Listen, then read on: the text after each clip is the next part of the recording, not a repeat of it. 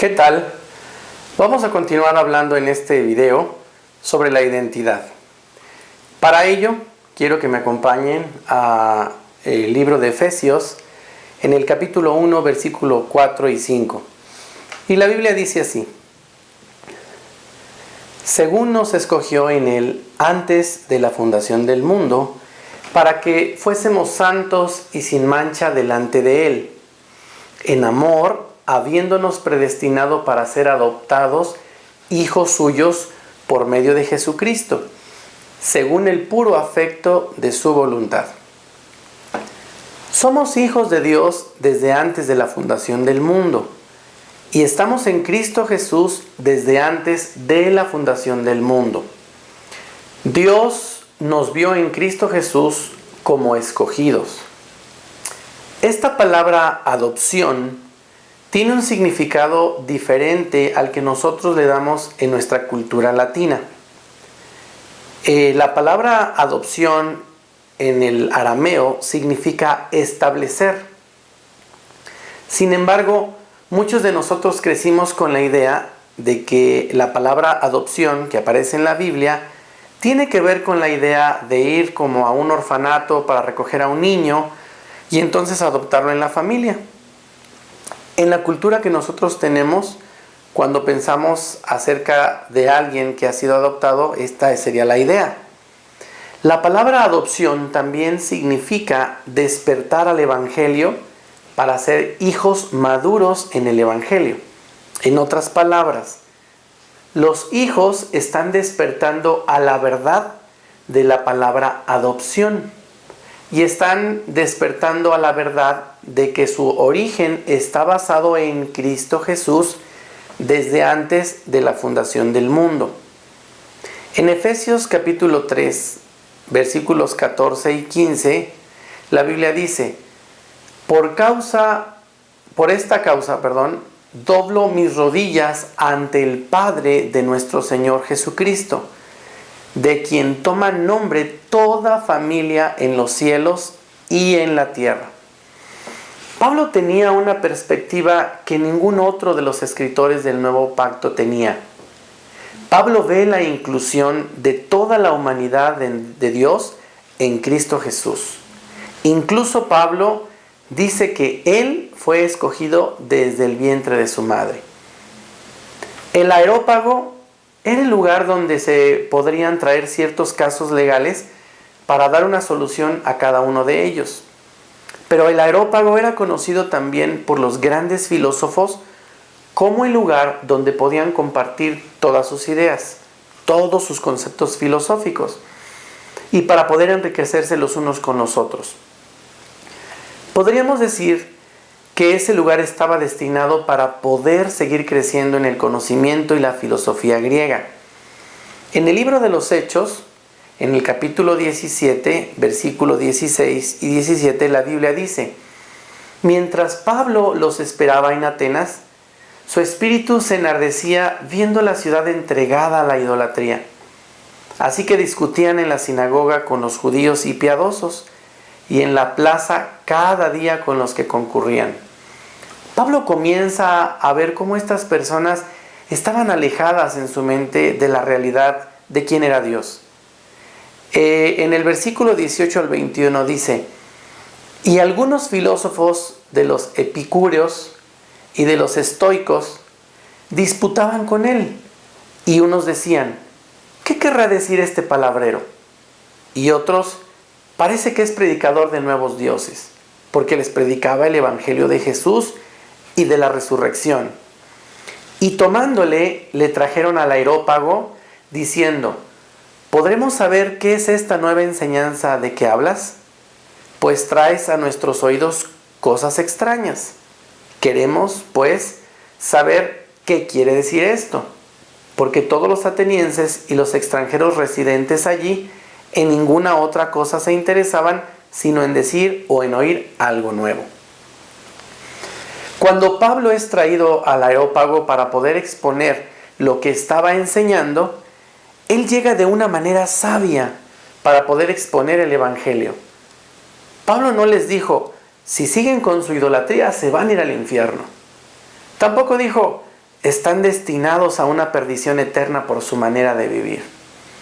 En el versículo 22, la Biblia dice: entonces Pablo, puesto en pie en medio del areópago, dijo: varones atenienses, en todo observo que sois muy religiosos. Pablo comienza a ver todos esos dioses quienes eran conocidos por los griegos. Sin embargo, él no se acerca a los griegos de una manera amenazante, de una manera intimidante. En su lugar, Pablo vio esto como una gran oportunidad, como tierra fértil para exponer las buenas noticias del Evangelio.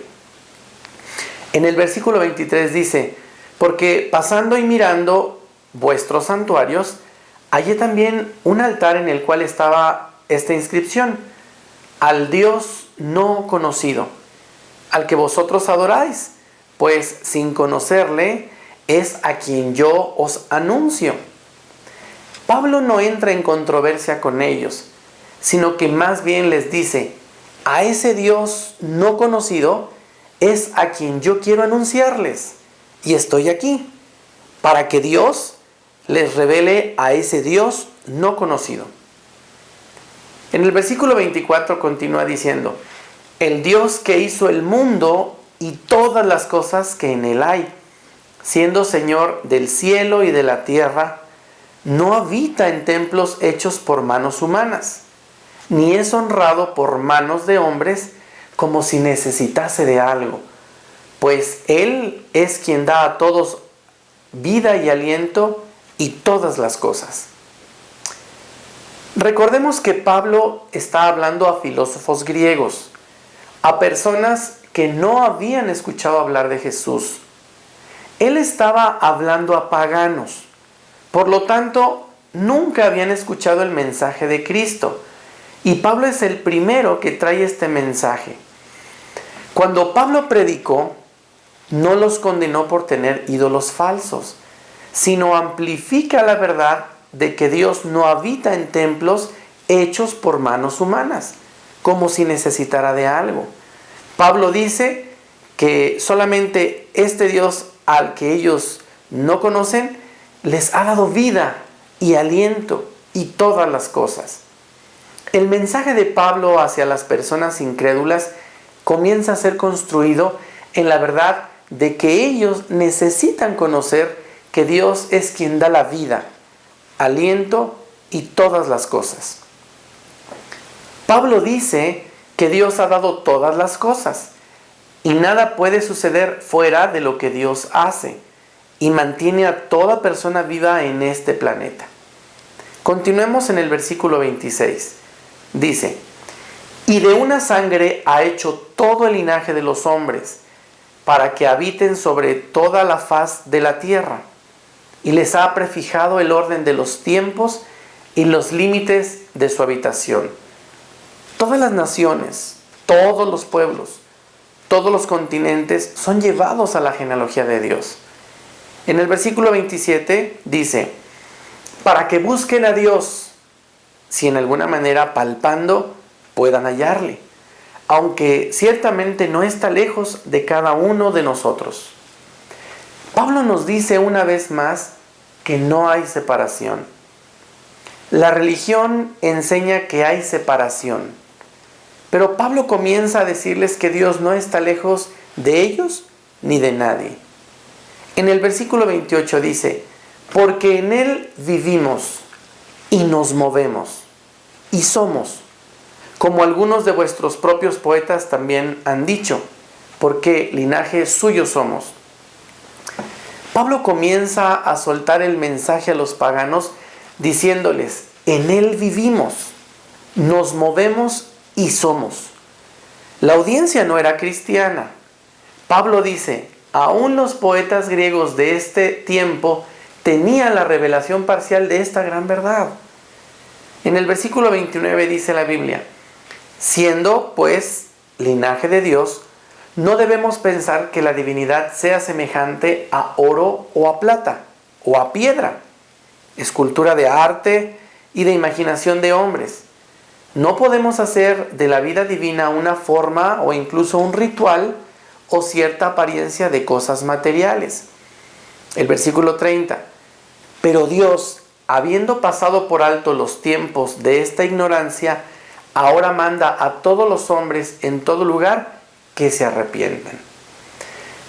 Cuando Pablo habla acerca de que Dios pasó por alto los tiempos de esta ignorancia, nos dice que Dios no toma en cuenta todas estas cosas incorrectas que la humanidad ha hecho en contra de Él. Pablo comienza a hablar acerca de este arrepentimiento para que puedan ver la realidad y que puedan ver cómo Dios los ve, como hijos o como hijas, como sus hijos. Sin embargo, muchos de nosotros hemos sido enseñados a arrepentirnos por nuestras propias obras. Hay algo hermoso en el arrepentimiento, y eso es que tú no puedes arrepentirte en tu propio poder. Hemos hablado acerca de esta palabra arrepentimiento, que viene del significado griego metanoia, que significa cambiar tu manera de pensar acerca de Dios. El versículo 31 menciona: por cuanto ha establecido un día en el cual juzgará al mundo con justicia, por aquel varón a quien designó, dando fe a todos con haberle levantado de los muertos. Dios no está juzgando al mundo de acuerdo a su comportamiento o de acuerdo a su ignorancia, sino que lo juzgó en Cristo Jesús y lo encontró justo por causa de Cristo. Romanos 5:19 lo dice. Y la segunda carta a los Corintios 5:21 dice lo mismo. En el versículo 32, ahí mismo en Efesios, dice: pero cuando oyeron lo de la resurrección de los muertos, unos se burlaban y otros decían: ya te oiremos acerca de esto otra vez. Cuando Pablo expone el mensaje de gracia, les quiere mostrar que el mensaje central de Dios a los no creyentes en Atenas era la resurrección. Algunos se burlaron, pero otros querían escucharle. Estas personas se dieron cuenta que lo que Pablo estaba hablando era locura para ellos, porque el mensaje no había sido escuchado por ellos, y pensaban que ellos tenían toda la verdad por causa de su filosofía. En el versículo 32 dice: y así Pablo salió de en medio de ellos, mas algunos creyeron juntándose con él, entre los cuales estaba Dionisio, el areopagista, una mujer llamada Dámaris, y otros con ellos. Las palabras provocaron que Pablo no fuera aceptado por muchos. Sin embargo, algunos creyeron en ese mensaje. Y no solamente creyeron, sino que se juntaron con él. Y aquí vemos cómo Dios tiene personas que se van a unir a cada uno de nosotros. Esta es la verdad del Evangelio. El mensaje de la resurrección de Cristo Jesús sigue adelante y las personas se están uniendo. Ojalá que esta breve cápsula de identidad te vaya mostrando quién eres en Dios y cómo Dios te ve. Gracias.